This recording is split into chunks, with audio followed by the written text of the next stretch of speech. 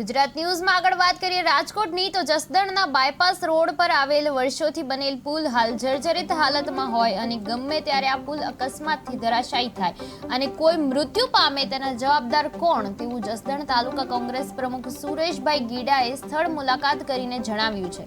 હજુ થોડા દિવસો પહેલા પાદરાનો મોટો બ્રિજ તૂટ્યો અને 16 વ્યક્તિએ જળ સમાધિ અપાવી ત્યારે આ જસદણના બાયપાસના પુલની તાત્કાલિક તપાસ કરવામાં આવે અને આ પુલ ગમે ત્યારે ભયાનક અકસ્માત સર્જાશે તો જવાબદાર કોણ તેવા અનેક સવાલો ઊભા થયા છે। આ પુલની નીચે તપાસ કરતા સ્લેબના કાયદેસર લોખંડના સળિયા દેખાવા લાગ્યા છે અને આ પુલ ઉપર ઊભા રહો તો કાયદેસર ધ્રુજારી ઉત્પન્ન થાય છે અને આ માન્યમાં ન આવે તો ગમે તે લોકો તપાસ પુલ ઉપર ઊભા રહે અને તપાસ કરે તો તરત જ ખ્યાલ આવી જશે તો આ પુલને તાત્કાલિક રાજકીય અને અધિકારીઓ જલ્દી તપાસ કરે તો ઘણા લોકોનો જીવ બચી જશે। આ જસદણના બાયપાસ પુલની સ્થળ મુલાકાત લેવા જસદણ તાલુકા પંચાયત કોંગ્રેસ પ્રમુખ હિતેશભાઈ વોરા, જસદણ તાલુકા કોંગ્રેસ પ્રમુખ સુરેશભાઈ ગીડા, જસદણ શહેર કોંગ્રેસ પ્રમુખ ધીરુભાઈ છાયાણી તેમજ અન્ય કોંગ્રેસ આગેવાનો સાથે આ પુલની સ્થળ મુલાકાત કરીને સરકારને જગાડવાનો પ્રયત્ન કર્યો છે પણ આ પુલ ક્યારે નવો બનશે તેવું કોંગ્રેસના આગેવાનોએ હૈયા વરાળ ઠાવલી છે।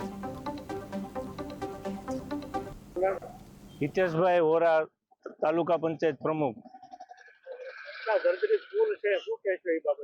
અત્યારે અમે આ શમશાનની બાજુમાં ભાદર નદી ઉપરના પુલ ઉપર છે। અમારે તાલુકા સંગઠન પ્રમુખ સુરેશભાઈ, ધીરુભાઈ સાયણી, તેજલભાઈ, વિપુલભાઈ, આ પુલની અત્યારે હાલત ડોલક થઈ રહી છે।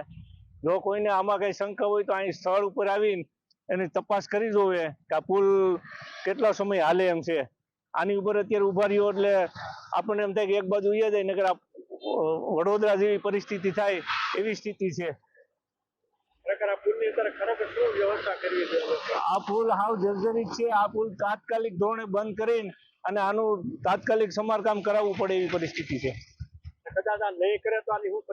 નહીં કરે તો વડોદરા જેવી પરિસ્થિતિ થાય અને કેટલાય આમાં ભોગ લેવા છે।